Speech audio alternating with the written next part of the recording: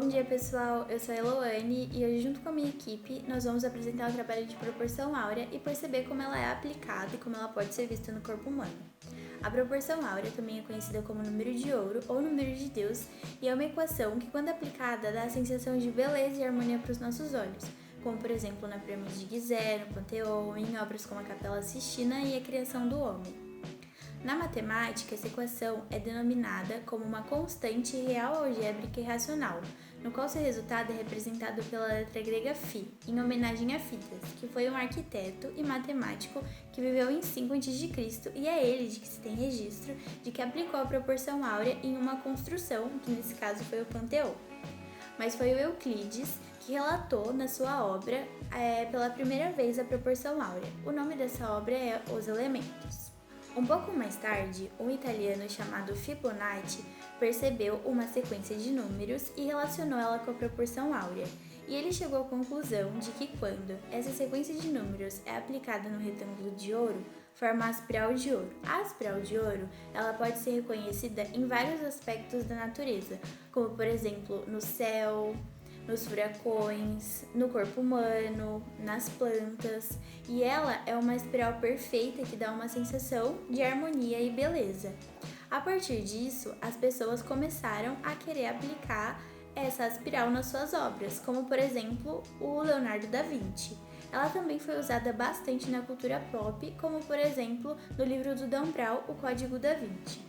Antes de falar sobre a construção da proporção áurea, vamos compreender os elementos citados anteriormente e, quando são distribuídos geometricamente, formam a proporção áurea. O número apresentado como número de ouro ou número da perfeição é obtido através de sequências contínuas infinitas ou cálculos algébricos ou geométricos. E ele é obtido através da equação 1 mais raiz de 5 dividido por 2, que resulta na dízima 1,618,03398, ou simplificando 1,618. E ele é dado por essa simbologia. Para obter o número de ouro geometricamente, basta pegar um segmento AB e encontrar um ponto D entre A e B. A partir disso, a razão do segmento encontrado entre AD e AB é traçado na perpendicular de AB, criando um ponto C. O ponto E é criado a partir do raio do segmento CB e logo após é encontrado o ponto D a partir do raio de AD, encontrando então o número φ, que é 1,618. A sequência de Fibonacci, descrita por Leonardo Fibonacci, traz um conjunto numérico infinito que apresenta um padrão que é diretamente ligado ao número φ ou número de ouro, tendo sequência iniciada por 0 e 1 e tendo seus próximos termos restantes da soma de dois números antecessores. A razão é encontrada entre qualquer par de números sucessivos, onde o número x é dividido pelo seu antecessor, e quanto maior for o número x, maior o resultado dessa divisão estará perto do número φ, que é o número de ouro. Por exemplo, o 5 dividido pelo 3 resultará em 1,666. Já o 21 dividido pelo 13 resultará em 1,615. A relação entre a sequência de Fibonacci e o número φ apresentada anteriormente se integra na construção do chamado retângulo de ouro.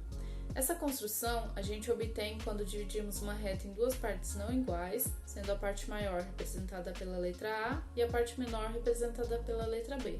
E tudo será igual a A mais B dividida por A, que também vai ser resultante de 1,618, que é o número de ouro. Resumindo, podemos conseguir a proporção áurea quando dividimos a reta maior pela menor sequencialmente, ou quando dividimos a reta inteira pelo seu segmento mais longo. A partir dessa construção, podemos formar a espiral de ouro, que é formada por arcos inseridos em quadrados que fazem parte dos retângulos de ouro, e também acabam convergindo para um ponto central. Essa espiral e todo o padrão numérico inserido nela se aplica em muitas construções, como no pentagrama, no pentágono e até no triângulo, assim representando a proporção mais agradável entre duas medidas e apresentando padrões, que são considerados padrões da perfeição. Bom, eu irei falar da proporção áurea em relação às outras proporções, porque ela não está inserida só no corpo humano, mas também na natureza, na arte, na arquitetura, no design, e eles buscam essa proporção para que se alcance maior harmonia nas obras. Na arte, os artistas como Rafael, Michelangelo, e Leonardo da Vinci, que é um dos mais famosos, que além de tudo fez o estudo do homem vitruviano seguindo o padrão da proporção áurea, queriam chegar a essa maior beleza, que era o padrão seguido na época do renascentismo. E uma das suas obras mais famosas, a Mona Lisa, está toda projetada em cima de uma proporção áurea. Inclusive, o seu rosto está inscrito dentro de um retângulo áureo, que, se for dividido em 3 partes, segue a teoria da máscara da beleza, que é quanto maior, próximo da proporção, mais próximo da beleza alcançada. Na natureza, todos os seres têm sua proporção, desde a formação de um feto, quando segue aquele formato de espiral, quanto a formação de uma planta, de um furacão, de um tsunami até uma da galáxia. No design, todo o projeto até hoje, segue aquela teoria da proporção áurea para que assim tivesse maior adequamento e maior beleza para quem olhasse. Mesmo que para alguns críticos, nem todo mundo encontra essa proporção, porque varia de quem olha. Mas essa proporção segue o padrão tanto para sites ou logotipos a coisas tangíveis como um carro. Na arquitetura, eles fizeram meio que um padrão do corpo humano, da estatura do corpo humano, para que assim nos seus projetos tivesse um padrão a ser seguido. Como, por exemplo, uma casa que a abertura da porta segue o padrão da estatura do corpo humano para que a pessoa ela possa entrar sem problema algum. Então, essas proporções são todas ligadas para que assim tenham um adequamento e elas são encontradas em todos os lugares. Paralelamente à natureza e às artes, a proporção áurea está presente também nos nossos corpos. Não há informações exatas de quem e quando começou a aplicar, mas acredita-se que os seres humanos já tinham contato e visualizavam essa proporção sem nem perceber e sem nem entender sua teoria. Segundo o livro de Neufeld, o cânone das proporções humanas conhecido mais antigo foi encontrado no túmulo das pirâmides de Mênfis, de 3.000 anos antes de Cristo. A partir de então, as relações métricas do corpo humano continuaram a ser estudadas por egípcios, gregos, romanos, artistas e cientistas da antiguidade, desenvolvendo teorias e trabalhos como o de Albert, Leonardo da Vinci, Michelangelo e outros nomes da Idade Antiga. Leonardo da Vinci dedicou-se aos estudos do cânone vitruviano e percebeu a existência de uma proporção padronizada no nosso corpo, e registrou em seu famoso desenho o homem vitruviano. A razão está entre as seguintes partes do corpo: a altura do corpo dividido pelo umbigo até o chão, o comprimento do braço dividido pelo comprimento do cotovelo até a ponta do dedo inteiro dividida pela articulação central até a ponta do dedo, ou da articulação central dividida pela medida da segunda articulação até a ponta do dedo, comprimento da perna inteira dividida pelo comprimento do joelho até o chão, e a altura do crânio dividida pelo tamanho da mandíbula. Calculados, todos resultam aproximadamente no número 1,6. Mais para frente, na década de 40, o arquiteto Le Corbusier desenvolveu um sistema de proporção chamado modular.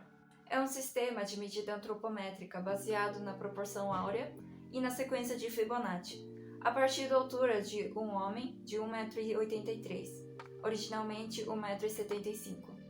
Nessa teoria, ele criou 2 séries de valores em relação áurea, aplicada na altura máxima de um corpo humano. A série vermelha corresponde à altura do plexo solar até o chão, segmentada de acordo com um φ, e a série azul, que corresponde à altura com a mão levantada, segmentada de forma semelhante à vermelha. Dessa combinação das 2 séries, obtém-se os valores de ocupação do corpo humano para projetos de arquitetura. Após toda essa explicação, vamos botar em prática o que aprendemos. Por sorte, podemos usar nosso próprio corpo como exemplo das aplicações da proporção áurea, buscando a proporção mais harmoniosa possível. A proporção áurea é usada como base para diversas cirurgias plásticas, como a mamoplastia e cirurgias dentárias. Mas, para além da estética e da beleza, a proporção áurea aplicada no corpo humano serve para a padronização de medidas humanas. Imagina que você vai fazer um projeto que será utilizado por pessoas. Saber como as medidas se comportam é muito importante. Sabemos que todos somos diferentes, mas há algumas coisas que podemos nos identificar. Como já mencionado anteriormente, o modulador de criação pelo Le Corbusier, uma escala de proporções humanas, revela o padrão que temos no nosso corpo. No modulador, a escala vai de 183 cm a 113, 70 e 43. E para comprovar a sua veracidade, eu vou me usar de exemplo. Eu já medi a minha altura e a distância do meu umbigo até o chão, mas eu só vou revelar depois. E, ok, eu tenho 176 centímetros de altura. E fazendo uma regrinha básica de 3, é revelado que a distância do umbigo até o chão daria mais ou menos 108 centímetros. E o que está correto. Então, comprovamos a sua veracidade. E já que estou aqui, vou listar mais alguns exemplos de como a proporção áurea é aplicada, é vista no corpo humano. Como já dito anteriormente, o homem vitruviano, criação de Leonardo da Vinci, revela mais algumas proporções do nosso corpo. Por exemplo, mestra o comprimento do braço e o comprimento do cotovelo até a ponta do dedo. Divida essas duas medidas, deve dar mais ou menos 1,618. A medida do seu dedo inteiro dividido pela dobra central ou da dobra central até a segunda dobra deve dar aproximadamente 1,618. E o comprimento da perna inteira dividido pelo comprimento do joelho também deve dar aproximadamente 618. Fascinante como somos regidos por esse número de ouro, mas nunca percebemos. O que também comprova a sua veracidade, de tão harmônico que ele é. Não percebemos.